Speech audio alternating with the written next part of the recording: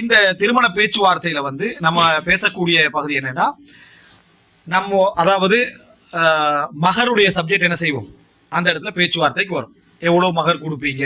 பெரும்பாலும் ரசூலுல்லாஹோட எல்லா ஹிதுபாலையும் என்ன வந்திருக்கேன்னா, பெண் பார்த்தலுக்கு அடுத்த கட்டமாக எவ்வளவு மகர் கொடுப்பீங்க, உங்கள்ட்ட என்ன மகர் இருக்குது. அலிலாட்ட கேட்கிறான், உங்கள்ட்ட என்ன ஒண்ணுமில்ல அல்லாஹ்வின் தூதர் என்ற அலிரதாவும், சரியா? அப்ப என்ன மகர் இருக்குதுன்றது மிக முக்கியம். அப்துல் ரஹ்மான் பின் அவுஃப் ரசூலுல்லாஹ் என்ன கேட்டாங்க, எவ்வளவு மகர் கொடுத்தீங்க அப்படின்னு கேட்கலாம். ரசூலுல்லாஹோட காலத்துல ஒரு வளமை சொன்னா, அந்த மகருடைய சட்டத்துல படிப்போம். மகரை சொல்லிடுறது ரசூலுல்லாஹ் வந்து பைத்துல் மால்ல கேட்கறது. மகர்னு சொல்லி இவ்வளவு வெள்ளி, அல்லாஹ்வின் தூதரை மகர் இவ்வளவு சொல்லிக்கிறோம். ரசூலுல்லாஹ் கேட்டா, மலையில எனக்கு குடஞ்சா எடுக்கிறீங்க வெள்ளி நீங்க கேட்டாங்க. வெள்ளி எல்லாம் மலையில என்ன குடஞ்சா எடுக்கிறீங்க அப்படின்னு சொல்லிட்டு மகர் எப்படி இருக்கணும், என்ன மாதிரி இருக்கணும் ரசூலுல்லாஹ் சொன்னதால செய்தி வருது. அப்ப இந்த மகர் என்றதுதான் அந்த இடத்துல மிக முக்கியமான பகுதியா வரும். அதை பற்றிய விரிவான சப்ஜெக்ட் வந்து நம்ம மகருடைய சட்டங்கள் என்ன செய்வோம், அதை பார்த்துக்கொள்வோம். இந்த இடத்துல ஹித்பத்துன் நிக்காஹ்ல மகரை இப்போ ஒரு சைட்ல விடுங்க. இப்ப சீதனம் தான் மெயினா வருது. மகர் வந்து மகரெல்லாம் கட்டாயம் கொடுத்துருவோம், சுன்னத் அடிப்படையில கொடுத்துருவோம். ஒரு காலம் எந்த அளவுக்கு ஆயிட்டுன்னா 1001 ரூபா, அந்த 1000 ரூபாய் பறக்காம இல்லைங்களா, 1001 ரூபா, 101 ரூபா அப்படி என்றது மறு அந்த பெண்ணுக்கோ அந்த வலிக்கோ எந்த பங்கும் இல்லைன்றது வந்துட்டு. அப்ப இது எங்கிருந்து ஸ்டார்ட் ஆகுது அப்படின்னு பார்த்தா, சொத்திலிருந்து ஸ்டார்ட் ஆகுது. அதனாலதான் சீதனம் பேசக்கூடியவர்கள், சீதனத்துக்கு எதிராக பேசக்கூடிய உலமாக்கள் எல்லாம் சொத்து பாக பிரிவினை, சொத்து பிரிவினை பேசுறதுக்கான மிக முக்கியமான காரணம். அங்க ஆணுக்கு அநியாயம் செஞ்சிருது, பெண்ணுக்கு கொடுத்துருது.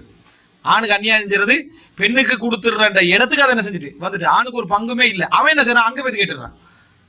இங்க நமக்கு சொத்து இல்ல, அங்க பெண்ணுக்கு தானே சொத்து கொடுத்திமா, முடிக்கிற இடத்துல நீ சொத்தை தாண்டுறதாங்க. அப்ப சொத்தை இங்க சரியா பிரிச்சிருந்தா அவ அங்க போய் சொத்து கேட்கிற இடத்துக்கு என்ன செய்ய மாட்டான், வரமாட்டான். சொத்து சரியாக பிரிக்கப்படாததுனால இங்க எல்லாம் பெண்ணு தங்கச்சி கொடுத்தாச்சு, அங்க போய் அவங்களோட தங்கச்சி என்ன செய்யறது, சொத்தை கேட்கறது. அங்க இருந்து சீதனமாது. இப்ப இதை மாறி செஞ்சா முடிஞ்சது.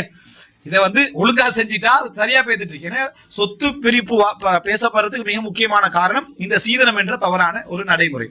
இந்த அரபுல வந்து தூத்தா அப்படின்னு சொல்லுவாங்க. இதை சீதனத்துக்கு தூத்தா அப்படின்னு சொல்லுவாங்க. நீங்க ஏதாவது ஹுக்கும்கள் அரபுல தேர்தலா இருந்தா அப்படித்தான் என்ன செய்வாங்க, இதை சொல்லுவாங்க.